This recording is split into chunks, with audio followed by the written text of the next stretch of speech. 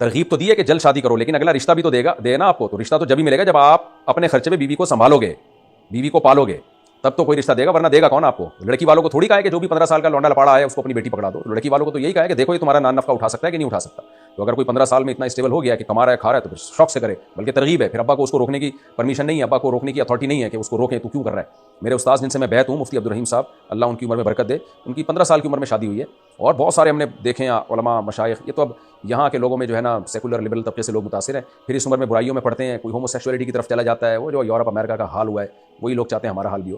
تو اصل عمر یہی ہے. اسی طرح لڑکی کی بھی اصل عمر تو یہی ہے، لیکن اس عمر میں اس کی شادی جب کی جائے گی جب اس کے جوڑ کا اس کو رشتہ ملے.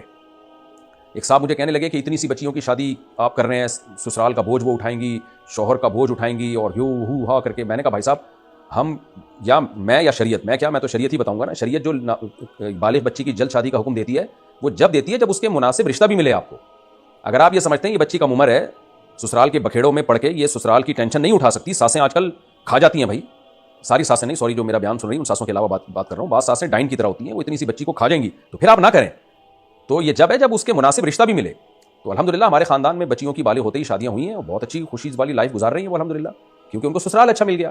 انہوں نے اپنی بہوؤں کو بچیوں کی طرح ہی بیہیو کیا ہے، اور شوہروں نے بھی ان پہ کام کاج کا بوجھ نہیں ڈالا کہ اس لیے کہ بھائی ابھی نو عمر ہیں، کم عمر ہیں، ان کے ہنسنے کھیلنے کی عمر ہے.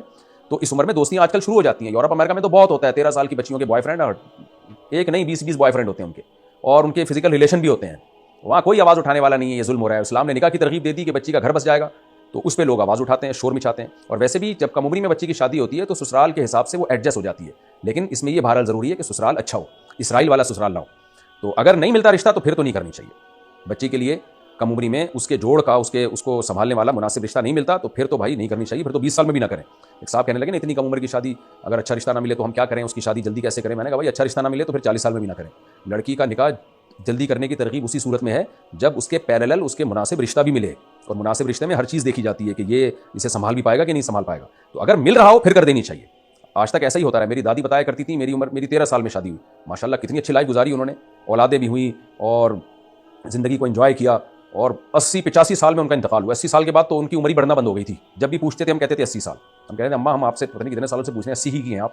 تو ایسی صحتیں تھیں ان لوگوں کی ماشاءاللہ.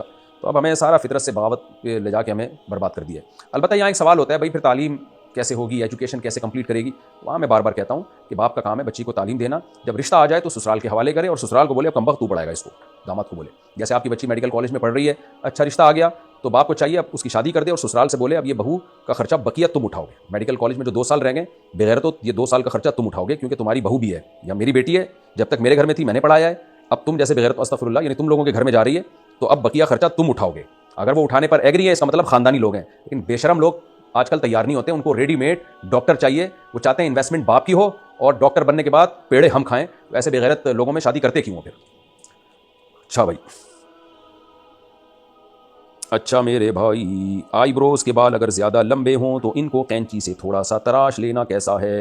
نہیں جی، آئی بروز کے بالوں کو تراشنا جائز نہیں ہے. البتہ اگر کوئی بال خراب ہو گئے ہوں، جیسے بعض لوگوں کے بال کسی بیماری کی وجہ سے یا ویسے ہی کوئی وائٹامن کی کمی ہو جاتی ہے، آڑے ترچھے کانٹوں کی طرح ٹیڑے میڑے ہو جاتے ہیں، تو ان کو سیدھا کرنے میں میرا خیال ہے کوئی حرج نہیں ہونا چاہیے. کیونکہ حدیث میں جو آئی بروز بنانے کا حکم دیا، بنانے سے روکا گیا ہے، وہ اس لیے کہ اللہ کی تخلیق کو بگاڑا نہ جائے. ہر شخص کو اللہ نے ایک خاص قسم کی آئی بروز دی ہے، اس میں ڈینٹنگ پینٹنگ کر کے کوئی چینجنگ نہ کریں. جیسے خواتین بیوٹی پارلر میں جا کے باریک بنا لیتی ہیں، دیکھنے میں بری بھی لگتی ہے وہ، تو وہ حرام ہے، ناجائز ہے. لیکن اگر کوئی بال آڑا ترچھا ہو گیا ہے، بہت زیادہ ادھر ادھر جا رہا ہے، تو اس کو کاٹ لینے میں میرا خیال ہے کوئی حرج نہیں ہونا چاہیے.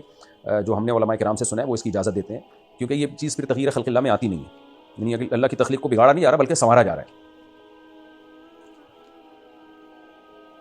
عورت کا ناپاکی کی حالت میں نکاح کے لیے مسجد جانا کیسا ہے، جبکہ اس کا اپنا نکاح ہو جائز نہیں ہے. بھائی ناپاکی کی حالت میں عورت مسجد میں نہیں جا سکتی. اگر نکاح کر رہی ہیں تو اپنے کسی نمائندے کو، وکیل کو بھیج دیں، یا مسجد کے کمرے وغیرہ میں نکاح کا انعقاد ہو جائے. یعنی مسجدوں سے متصل کمرے بھی ہوتے ہیں نا امام کا، مؤذن کا، وہاں نکاح ہو جائے. مسجد کے اندر نہیں جا سکتی. بغیر وضو کے لیٹ کر موبائل میں قرآن پڑھنا کیسا ہے، جائز ہے. مفتی صاحب کیا سجدے کی حالت میں تلاوت کر سکتے ہیں؟ نہیں کر سکتے، حدیث میں منع ہے. میں عالمہ نہیں ہوں، لیکن کیا علماء سے سن کر دین کی باتیں عورتوں کو بتا سکتی ہوں؟ جی بتا سکتی ہیں. لیکن واعظہ بننا جو ہے نا، واعظ یعنی واعظ و نصیحت کرنا، اس میں اپنے بگڑنے کے خطرات بہت ہوتے ہیں. جب آپ پبلک کو بٹھا کے نصیحت کریں تو لوگ واہ واہ بھی کرتے ہیں، عزت بھی دیتے ہیں، ہدیہ نذرانے بھی بعض دفعہ آنا شروع ہوتے ہیں، انسان کا نفس خود بگڑنے لگتا ہے. اس لیے علماء کہتے ہیں کہ عوام میں واعظ و نصیحت کے لیے ضروری ہے کسی بزرگ سے خود اصلاحی تعلق قائم کریں، کسی کو مینٹور بنائیں. تو آپ بھی اگر خواتین میں بیان کرنا چاہتی ہیں تو کسی بوڑھے اللہ والے بزرگ سے اصلاحی تعلق قائم کریں. کیونکہ جوان عورت کے لیے کسی جوان شیخ سے بیعت ہونے میں بھی آج کل فسادات کا بڑا خطرہ ہوتا ہے. کیونکہ انسان جتنا بھی نیک ہو، بہرحال آدمی پہلے ہوتا ہے، وہ نوجوان ہی ہوتا ہے، اس میں خود اس کے بگڑنے کا بھی خطرہ ہوتا ہے، کیونکہ پیر و مرشد کوئی فرشتہ تو نہیں ہے نا، ہے تو وہ انسان ہی، اس میں بھی خواہشات ہیں. تو اس لیے جو بھی جوان لڑکیاں ہیں، جب میں ان کو مشورہ دیتا ہوں کسی سے بیعت ہونے کا، تو میں یہی کہتا ہوں کہ جوان پیر و مرشد کے بجائے کسی بوڑھے سے بیعت ہو، اور ایسے بوڑھے سے جس کے پر علماء کو اعتماد ہو.